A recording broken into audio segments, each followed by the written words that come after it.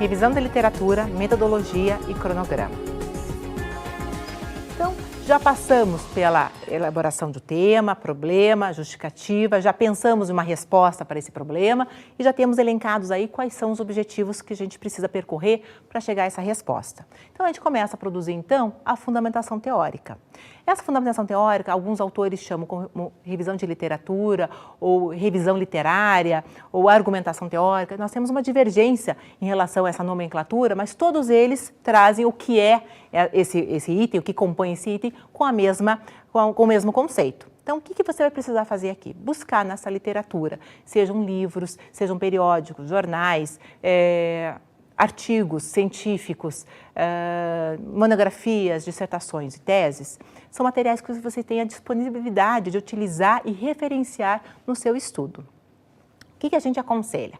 Primeiro, que você busque os clássicos que tem nessa área que você está pesquisando. Nós nunca podemos fugir dos clássicos. Então, quem são os autores mais renomados dessa área e qual é o posicionamento deles em relação a esse assunto? Então, primeiro você faz essa busca, traz essas informações para o seu estudo. Aí você começa a buscar quais são os assuntos, que materiais são publicados recentemente sobre esse mesmo assunto. Então, você traz o clássico, mas traz o que temos de novidade, o que temos de atualidade. Então, aí você pode, sim, utilizar-se de artigos, de periódicos, para que a gente possa ter essa modernidade, essa questão de contemporaneidade no seu estudo. E outro material que vocês podem utilizar são os dados de pesquisas documentais. Então, eu posso buscar dados do IBGE, de outros órgãos que buscam estatísticas. Isso tudo facilita para que você compreenda melhor e relacione a teoria que você está pesquisando com a prática. Então, tudo que você conseguir elaborar e avançar em relação ao assunto te favorece. Então, a gente evita ficar preso apenas na teoria, mas levar isso para uma prática. Então, o que vai acontecer aí? Você vai buscar ou em materiais publicados ou pelo próprio meio eletrônico. Então, você tem a internet a seu favor também, e isso facilita muito a vida do pesquisador, pela facilidade e pela agilidade em que encontramos de acessar essas informações, mas nós temos que ter um cuidado. Nem todo o material da internet é confiável. Como que a gente vai saber que material é esse que podemos utilizar? Então, vejam, sites governamentais, sites de faculdades, de universidades, todo o conteúdo que está ali é garantido por um corpo editorial. Então, você pode confiar nesse material que está ali. Então, uma monografia que foi disponibilizada por um site da faculdade, da universidade, não tem problema nenhum em você confiar nesse material. O que a gente não pode é simplesmente fazer uma pesquisa pelo Google ou qualquer outro site de busca e qualquer material que aparecer ali, você usar no seu estudo. Quem garante que aquela informação está correta? Quem garante que aquela a informação ali foi analisada por uma outra pessoa com competência para analisar esse conteúdo?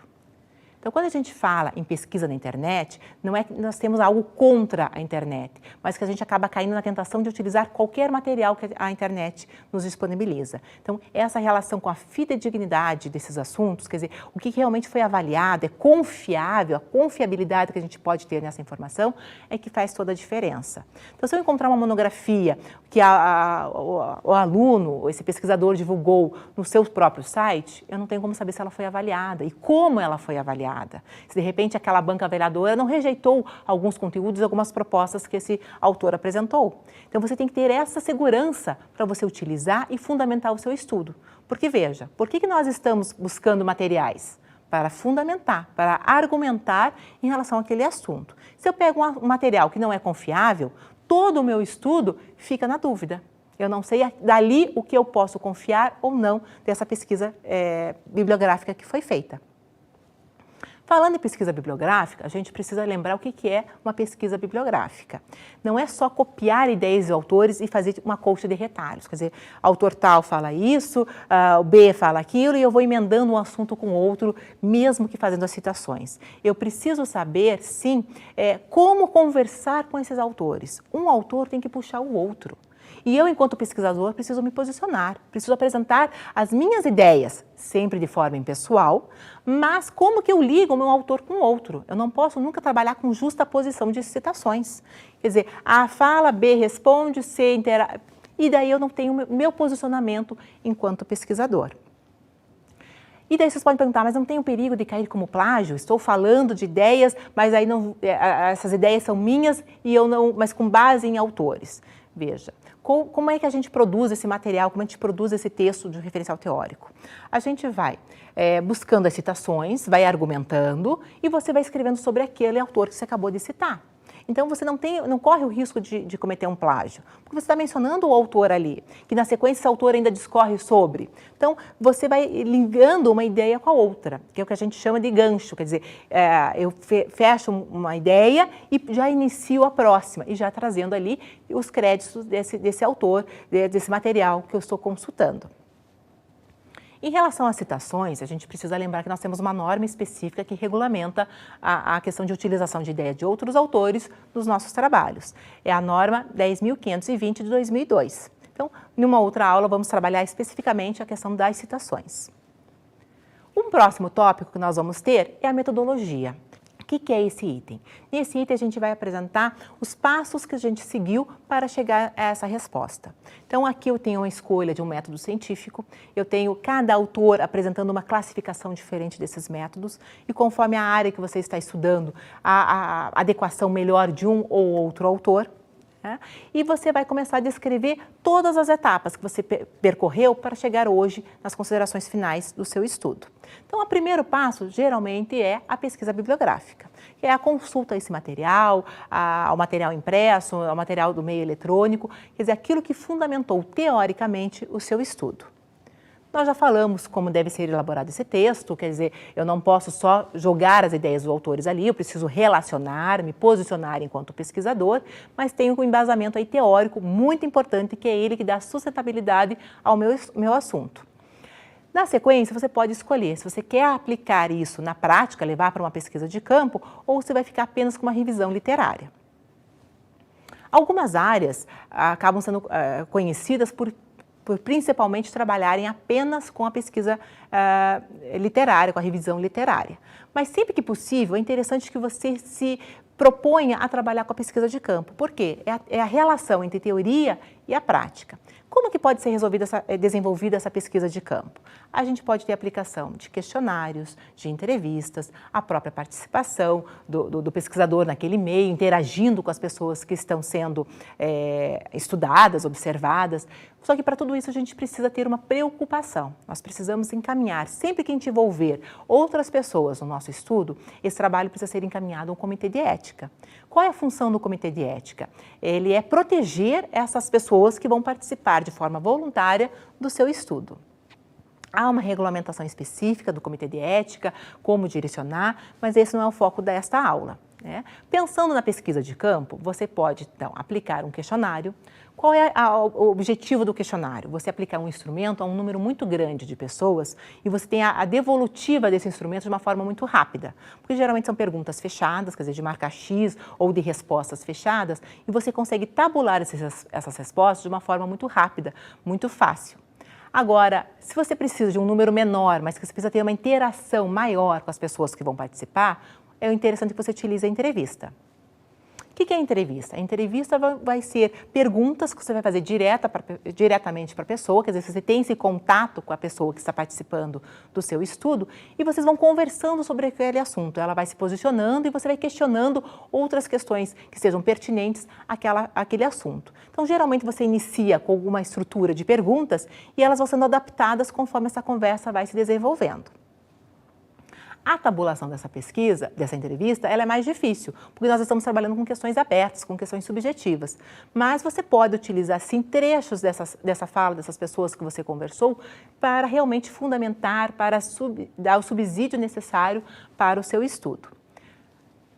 Como que nós fazemos a análise desses dados estatísticos? Nós temos uma disciplina específica que é a estatística. Então, você tem como analisar, como trabalhar com porcentagens, qual é a definição de população para esse estudo que você está se propondo, mas isso também não vai ser trabalhado nesta aula.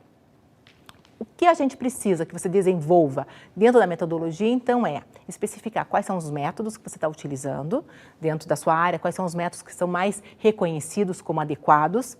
Trabalhe com as técnicas, então, A pesquisa bibliográfica é uma técnica, a pesquisa de campo é uma técnica, a pesquisa histórica é uma técnica, a pesquisa comparativa, quer dizer, comparar ou fases históricas ou uma região com outra, é uma técnica de pesquisa. O estudo de caso, quer dizer, você pega um caso e analisa todas as variáveis que estão ali envolvidas nesse assunto. São técnicas que você vai poder utilizar para melhorar, para garantir uma resposta mais fidedigna ao estudo que você está se propondo. O próximo tópico, então, é o cronograma. Então, nesse instrumento, nós vamos apresentar ali quando iremos realizar todas as ações, quando pretendemos realizar todas as ações previstas para o desenvolvimento dessa pesquisa. Então, como é que é apresentado esse cronograma? Esse cronograma é uma tabela e ali você vai determinar que ações você quer contemplar nessa tabela e que periodicidade você vai organizar o seu tempo. Então, uma sugestão para vocês é utilizar ou por semanas ou por meses, né? Mas nunca um intervalo maior, porque daí a gente perde a noção de prazos de realmente de você cumprir aquelas atividades. A ABNT apenas apresenta que o cronograma é um documento, é um tópico obrigatório para compor o projeto de pesquisa, mas ela não especifica que atividades devem estar relacionadas nesse instrumento. Nós apresentamos para vocês uma sugestão de que atividades e como elaborar esse cronograma. Observem a tabela. Então, observem ali na primeira coluna, nós vamos ter a relação das atividades que estamos prevendo para a realização dessa pesquisa. Então, primeira delas, o levantamento de literatura, na sequência, montagem de projeto, a próxima, coleta de dados, tratamento dos dados, elaboração do texto final, revisão do texto e entrega do trabalho. Como que a gente apresentou? A proposta nossa aqui ficou por meses. Então, em um ano, como que você elaboraria esse trabalho científico? Então, algumas atividades vão ser feitas em mais de um mês, precisam de um maior tempo para serem concluídas, e às vezes nós vamos ter no mesmo mês 2 atividades sendo executadas, porque uma dá sequência à outra. Então, essa é apenas uma sugestão nossa para você ter um modelo de cronograma. Algumas pessoas são mais detalhistas, então vão trabalhar como elaboração do capítulo 1, elaboração do capítulo 2, dentro dessas atividades, ou outros vão especificar mais o tempo. Então, primeira semana, segunda semana do mês tal. Então, depende muito do seu estilo de escrita. Se você precisa ter uma coisa mais controlada, quer dizer, eu tenho que dar acompanhamento à previsão dessas atividades, ou se eu consigo trabalhar com uma previsão maior, que me propicie mais liberdade de ação. Tá? O último tópico nosso, então, são as referências. Quer dizer, falamos o tempo todo em relação à citação, em garantir o respeito aos autores que estamos pesquisando. Então, o último tópico do nosso projeto de pesquisa é a listagem desses materiais utilizados. Então, são as referências bibliográficas utilizadas. Nós não usamos mais a expressão referências bibliográficas. Hoje, utilizamos apenas a expressão referências. Então, você vai apresentar aí uma listagem em ordem alfabética de todos os materiais que vocês consultaram, sejam eles livros, revistas, periódicos, jornais, material da internet, monografia, dissertação ou tese, independente da origem desse material, do tipo desse material, todos eles serão organizados nessa listagem por ordem alfabética. Finalizamos aqui os 9 itens que compõem o projeto de pesquisa. Agradeço a atenção de vocês e até a próxima aula.